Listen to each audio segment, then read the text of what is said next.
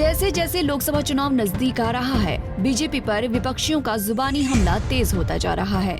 विपक्षी दलों के नेता बीजेपी और पीएम मोदी को उनके वादे याद दिला रहे हैं, जिसमें 15-15 लाख रुपए हर व्यक्ति के खाते में डालने का वादा भी याद दिलाया जा रहा है। रादौर में आयोजित लखपति दीदी महासम्मेलन में पहुंचे बीजेपी ओबीसी मोर्चा के प्रदेशाध्यक्ष व पूर्व राज्य मंत्री कर्णदेव काम्बोज से 15-15 लाख रुपए देने के वादे पर सवाल पूछा गया तो काम्बोज ने इसे सिरे से नकार दिया। उन्होंने कहा कि बीजेपी ने कभी भी 15 लाख रुपए देने का वादा नहीं किया था। पीएम मोदी ने कहा था कि विदेश में इतना काला धन जमा है, अगर वापस आ जाए तो इतना धन हो जाए कि हर व्यक्ति को 15-15 लाख रुपए यूं ही मिल जाएं। देखिए, भारतीय जनता पार्टी ने कभी भी इस प्रकार का वादा नहीं किया कि हम 15 लाख रुपए किसी के खाते में देंगे। और जिस प्रकार से ये भ्रामक प्रचार फैलाया जा रहा है, ये बहुत से ऐसे बुद्धिजीवी लोगों ने इस प्रकार का खुलासा किया था कि हमारे देश का बहुत से लोगों का काला धन जो है ना विदेशों में जमा पड़ा है। अगर वो सारा का सारा हमारे देश के अंदर आ जाए तो एक एक व्यक्ति के बांटे में 15-15 लाख रुपए आ सकते हैं।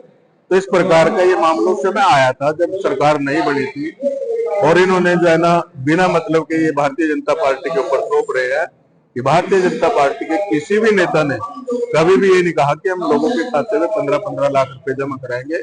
हाँ, ये जरूर कहा था कि हम हर वर्ग को मजबूत करने का काम करेंगे।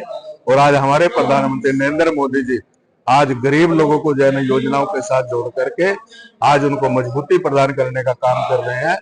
और इन 10 साल के अंदर 25 करोड़ लोग जो है वो गरीबी रेखा से जो बाहर आए, तो इसी का एक कारण है कि आज गरीब लोगों तक जो है ना योजनाओं का लाभ सीधे पहुंच रहा है। और कांग्रेस सरकार में कभी भी इस प्रकार के वहां दलालों का बोलबाला था, और दलाल जिस प्रकार से लोगों को लूटने का काम करते थे, ये कांग्रेस की कल्चर थी, भारतीय जनता पार्टी की इस प्रकार की कल्चर नहीं है। भारतीय जनता पार्टी जो कहती है वो करके दिखा।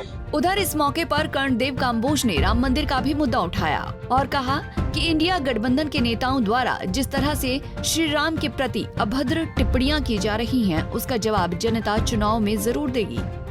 जिस प्रकार से कांग्रेस पार्टी ने पहले तो निमंत्रण या स्वीकार कर दिया, और आज उनके नेता जिस प्रकार से अनर्गल बयानबाजी दे रहे हैं, तो आने वाले चुनाव में देश की जनता उनको खूब सबक सिखाएगी, उनको बताएगी। क्योंकि बिना भगवान के, बिना राम के, बिना आस्था के कोई भी काम जो है ना, कोई ना देश चल सकता है, ना कोई राष्ट्र चल सकता है, ना कोई समाज चल सकता है। जब तक हम परमात्मा पर विश्वास नहीं करते तो हमारा कोई भी काम जो है ना वो पूरा नहीं हो सकता। इसलिए परमात्मा को इस प्रकार की गालियां देना, राम को इस प्रकार से अनर्गल जो है ना उनके बारे में इस प्रकार की बातें करना, तो ये कांग्रेस को जो है ना विनाश के कारण जो है ना यही बनेगा। बता दें कि लोकसभा चुनाव को लेकर राजनीतिक दल जनता को लुभाने में जुटे हैं।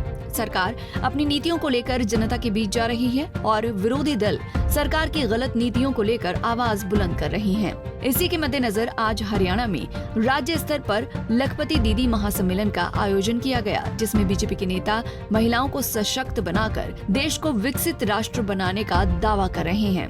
रादौर से कुलदीप सैनी, पंजाब केसरी टीवी।